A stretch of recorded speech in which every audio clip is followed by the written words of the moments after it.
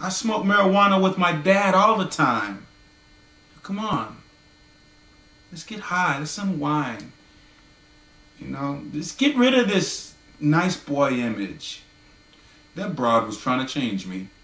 So I said, all right, come on, let's try it. I never tried marijuana before, but come on. So she rolled me up a joint, and I put it in my mouth. And she says, and when you finish, we're going to go up to my parents' room. That's where I drew the line. Like, took the joint out of my mouth. She completely ruined it. I was ticked off for a number of reasons when she said that. Number one is chicks get mad when they find out that's why a guy is with them, because he wants to get them in bed. But it's okay for a girl to do that? But not okay for a dude to do that? I may be blind, but I ain't no fool. So I'm like, I got to go. She's like, what? What's wrong? I'm like, you know, I don't want to disrespect your parents going into their room and, you know, with you. And what do you mean? You think we're going to go up there and have sex? I said, yep. Because if I go in the bedroom with you, honey, it's on. And I admitted it. Yeah. So I got up, getting ready to walk out of the house. She says, please. And she walked up to me and she got in front of me and she wrapped her arms around my ribs and she wouldn't let me go. Oh, she smelled so good. She smelled wonderful. She said, please don't go. I'm sorry. I didn't mean to spook you. I didn't mean to scare you. All right. But how about I take you somewhere? Where? Make a long story short. No, I didn't get laid that night. I could have, but I didn't.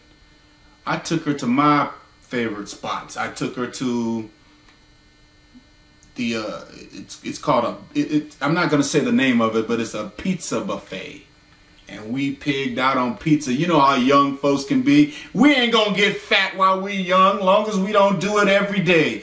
We went to the pizza buffet. You pay a certain amount and you can eat as much different varieties of pizza and a buffet as much as you want, and we gorged ourselves. We had a pretty good time. But I was always smart enough to know. Now some guys aren't smart enough to pick this up. Some girls aren't smart enough to pick this up. But I knew that she didn't care about me. So I just enjoyed the privileges of being with a really fine looking hot chick. And that's it. And that was my high school experience. Being a star basketball player, being able to get any girl I want, and being with the girl I've always wanted. But there was always another girl, and her name was Phoebe. That's the one I should have been with. That's the one I should have been with.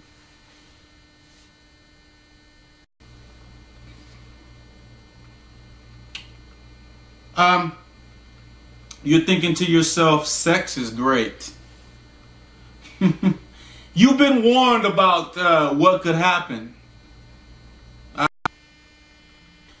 This is Blind Man Dunking Part 2. So the interview between Miss Pamela Black and Mr. Ray Wonder Webb had actually continued. After they'd taken a break, they took a lunch break and they ate well, and then they came back and then they sat down for the interview. And the cameras were rolling once again. Remember, there are 4 cameramen in the studio and 4 cameras. She says, so continue. He says, well, this is what Ray said. I went all through college. After high school, I went to college. I played college basketball. And I did well. Up to that time, the girl I told you about earlier, who I know darn well I shouldn't have been with, Nola, was my main squeeze. She was my girlfriend, but I was not faithful to her. Okay? Being popular and being like that, you run into a lot of beautiful stuff. And you don't have to be a man that can see to know. You can be blind like me and still know a beautiful chick when you see one or when you're around one.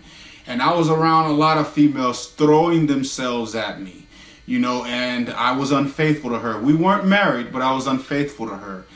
And I knew it was wrong because I knew she wasn't unfaithful to me. But I justified it by saying, well, I remember when I was in middle school and she used to make fun of me because I was blind. She used to diss me. And I think that, hey, she also made fun of me because of the color of my skin. I mean, come on. Nola she's Caucasian, blonde hair, blue eyes, and I'm this nice, beautiful, hunky black man who happens to play basketball. You know? And I knew that the woman, I knew that the girl, I knew she didn't really care about me. But then she started to really develop real feelings for me. All through college, I won. The teams that I was on the team that I was on won game after game after game. We only lost 2 games. And I was very unfaithful to her. You know, I slept around with a lot of chicks, had sex with a lot, didn't do hardcore drugs, but I did smoke marijuana, and yes, marijuana is a drug, all through college. Now, one female in particular had it out for me. This was a grown woman. She was rich, and she had a son that played on the same team as I did in college. In my very last year of college. Played so well in college, and he was the second best player on our team, that we were both considered as draft picks for the Pro Basketball League. Now, we knew who would have won that. I would have won it. So his mother, he had a mother, and his mother was the one that had it out for me.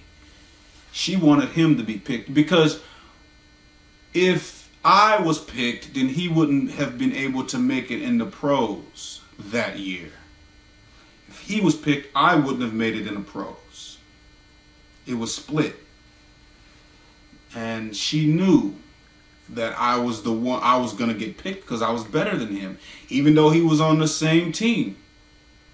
I would have gladly have stepped down and say, you go ahead, you be in the pros. I can wait. But this woman never considered treating me or coming to me like a real adult woman and sitting down and talking about it. She talked about it, but she didn't talk about it like an adult. She did it in a most devious and immature way. She invited me to dinner. We had dinner, had fun and everything.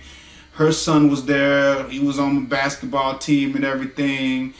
And she decided she didn't like me. She said it this way: we got enough black men in basketball. It's time we get some more white folks in basketball.